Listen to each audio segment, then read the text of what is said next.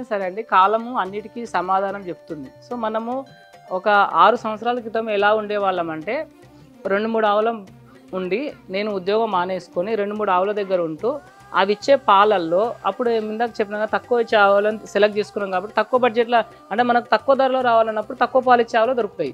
So అలాంటి ఆవులు తెచ్చుకున్నప్పుడు నేను 2 లీటర్లు ఇచ్చే ఆవులను తెచ్చుకున్నప్పుడు అన్ని కలిపి కూడా మనకు 10 లీటర్లు కూడా ఆకపోయింది. 6 లీటర్లు 7 లీటర్ల పాలకు కూడా మనము అంటే మేమున్న నుండి ఒక మన పాలు ఇవ్వడానికి కనీసం 30 కిలోమీటర్లు వెళ్ళేవాళ్ళని. అంటే 2 వీలర్ మీద 30 కిలోమీటర్లు వెళ్ళి ఇచ్చేసరికి నేను ఆవులకు ఇచ్చే టైం కంటే నాకు పాలు ఇంటింటికి ఇచ్చేదే ఎక్కువ అయ్యేది. ఎందుకంటే ఇప్పుడు ఇక్కడ ముఖ్యంగా ఏంటంటే పాల ధర 120 అనేసరికి చాలామంది ఎక్కువగా అనిపిస్తుంది వాళ్ళ ధర. కానీ ఒకటి ఆలోచించండి, ఒకే చోట ఒక అపార్ట్మెంట్ లాగా ఉండి అక్కడ ఉన్న వాళ్ళందరూ మంచి పాలు తీసుకునే వాళ్ళ ఉద్దేశంతో ఉన్నప్పుడు మనం ఒకే చోటకి వెళ్ళి వస్తే మనకు సమయం కలిసి వస్తుంది, మనకి అంటే ఇంధనం కలిసి వస్తుంది. దానివల్ల ఏమవుతుందంటే ఆదాయం కూడా ఎక్కువ వస్తుంది. మన వాళ్ళు ఎట్లుంటారంటే ఒకరు ఒక చోటు ఉంటే ఇంకొకరు 5 కిలోమీటర్ల దూరంలో ఉంటారు, ఇంకొకరు 10 కిలోమీటర్ల దూరంలో ఉంటారు. అంటే ఒకరు కింద ఉంటారు, మేము కొందరు ఎట్లా అంటే కొందరు 7 అంతస్తుల పైన కూడా ఉంటారు. అంటే వాళ్ళకు కింద ఉన్న వాళ్ళకి అంటే కొంతన ఉండకుండా ఉండేసరికి ఈ డెలివరీలలోనే ఎక్కువ అయిపోతుంది మనకు.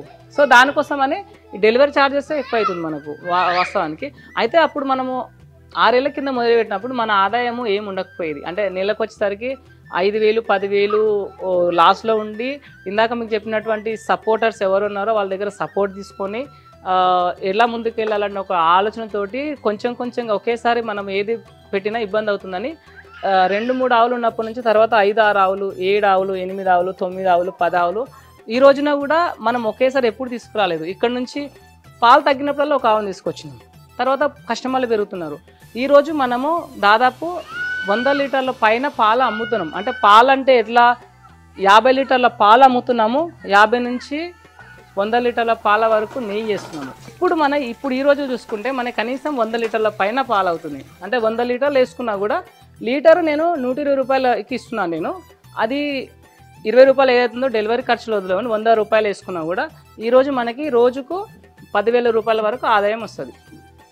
అంటే మీరు నెల వేసుకోండి, అంటే నెలకి 3 లక్షల రూపాయల వరకు దీని నుంచి వస్తుంది ఆదాయం అని చెప్పలేం.